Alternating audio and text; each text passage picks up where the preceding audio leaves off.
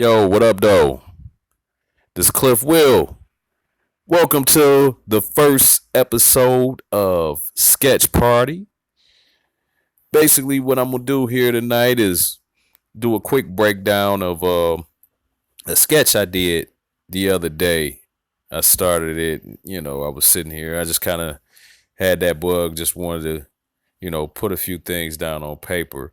And basically, once we sketch, the outline of something and get it nice and fleshed out, then that's when you go to the computer, you go to your scanner, and you know let the computer do its magic at that point. So a lot of times I won't ink my work. I'll just send it over to the computer. Once I get it inside the computer, then I'll start inking digitally in there, and just call it a day.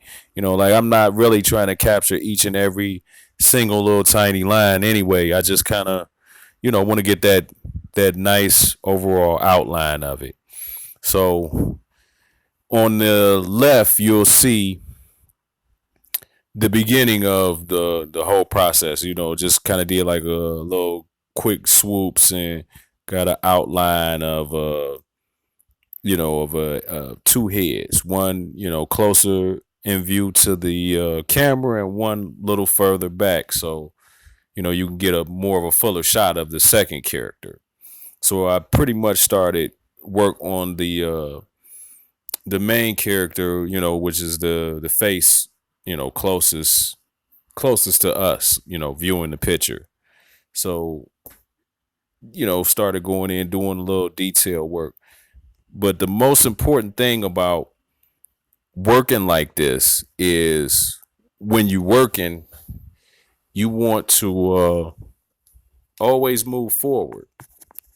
Like, instead of taking the time to erase and go through that process, I'm always working to move forward. So I don't erase a lot of times until like after the fact, like when I got everything in, you know, into the picture, and it's looking pretty good. But the key also is not drawing hard, not sketching too dark on the paper until you got all your outlines in place and you got a pretty good roadmap of where it is you're going. You don't want to start, burning in details by pressing hard on the pencil, because if you, let's say you did want to erase, now you still going to leave a mark behind because you went too dark on the paper.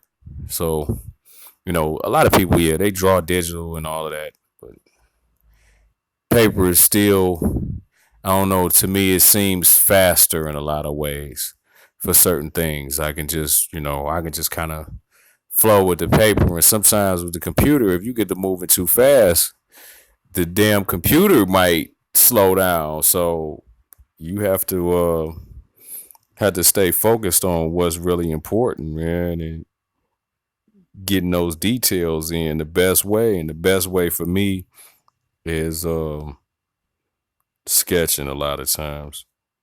Certain things I can go to the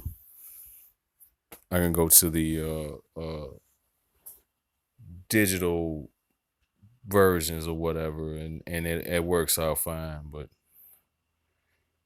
yeah, when you really want that super detail, you go to the sketch pen. So, all right.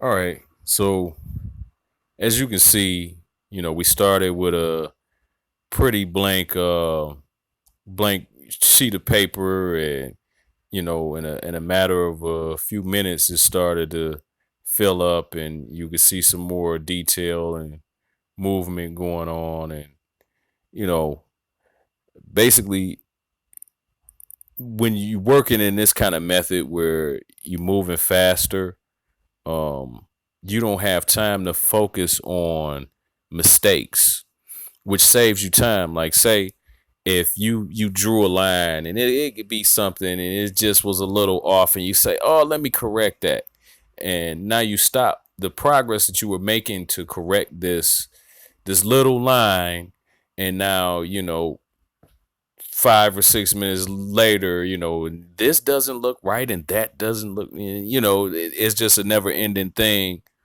And before you know it, you wasted a bunch of minutes correcting stuff that was, really minor. And now you still have the entire picture to finish. So most important things is get the main picture uh completed first before you go back and start erasing. And that's part of the confidence too, building up your confidence. When you can sketch without erasing, it's going to do something to your confidence. You're going to have a whole lot more because hey, whatever's going on, um, I can fix this. I don't have to worry about stopping the erase to make something look like it's supposed to look. You can do that with absolute confidence simply by sketching first before erasing, getting your whole picture burned. I mean, not so much burned in, but getting the whole picture, outlined. And then if you say, hey, okay, I want to go back and I want to, tighten this up, tighten that up. And then things will fall in place better too. You won't even have to work that hard. Like sometimes, man, when I go to erase something, it's like it's something so small.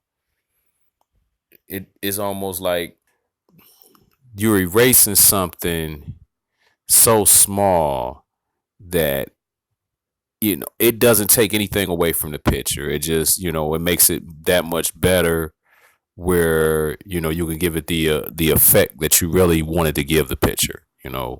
Um, that's one of the good things about just keep moving forward, because you'll be surprised at the end where you normally would have gotten to this erasing scenario, and you would have erased one thing, and then that would have led to you erasing something else, and that would have led to another thing getting erased, and before you know it, half of the work that you just did, you're trying to fix it and straighten it out before the picture is even finished. No, finish the picture, the outline at least, and then do all of that, and you'll be surprised you won't even have to erase that much. Like sometimes I'll couple of little swoops of the eraser, and the job is cleaned up. It's not even a bad cleanup. And another good thing to remember, especially like remembering where your light source is. So if you have light coming in, from a certain direction, always remember where that light is coming in on the picture. Um, you know, and then adjust where your shadows would fall. You know, so if the light is coming in, let's say from the right side of the picture, the shadows would be on the left side of the characters. So that's pretty much how I've been setting this particular one up. I wanted to set it up where um, the light source was coming in from the right side of the page, and let the shadows kind of fall off more to the left. But those are things to always consider when you're sketching and coming up with even just a rough draft, the light source. And I can't tell you how many people make the mistake of just completely disregarding where light and shadows might come in at. These are the things that are going to give the picture the depth and the dimension, to make it look more realistic, or make it look more dynamic. Because it looks more like so.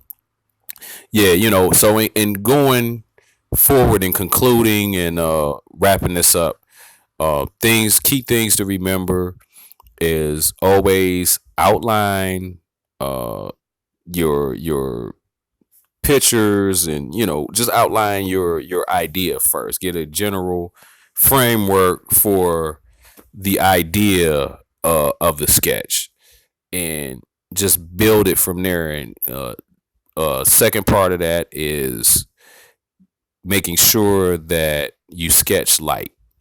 Don't sketch dark, especially not starting off. You save the dark sketching for once you're sure that this is how the picture is coming out good, everything looks good, and then that's when you start to burn that detail in with the darker strokes. Number three is constantly kind of remember where your light source is coming in at. So if it's a picture and the light is coming in from a certain angle, well, we know if the light is coming in from that angle, the shadows will fall off to the opposite angle. So keep in mind of those things, when you're sketching, and shadows and lighting is a whole nother topic that I would go into in another video.